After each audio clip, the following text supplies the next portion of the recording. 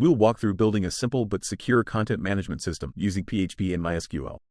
The focus is on functionality, clean structure, and secure user authentication with a login system.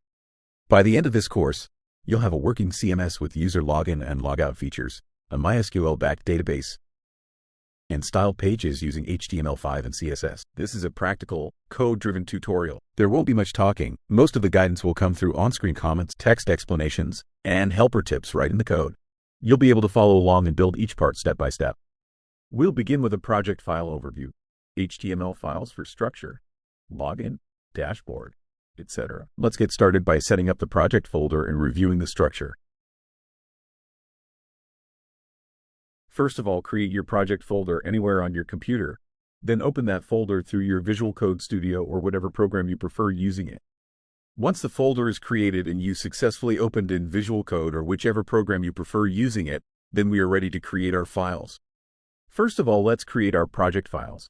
We are going to need an index file, login, logout, and a register HTML files and our style CSS file. Go ahead and follow along to create these files with me.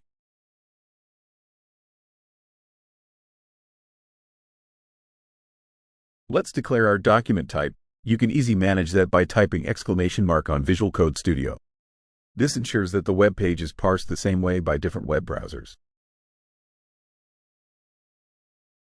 Let's go ahead and give it a title to our site, add our styling CSS link, and structure our site. Let's create our header, navigation upload button, form section, and a footer section.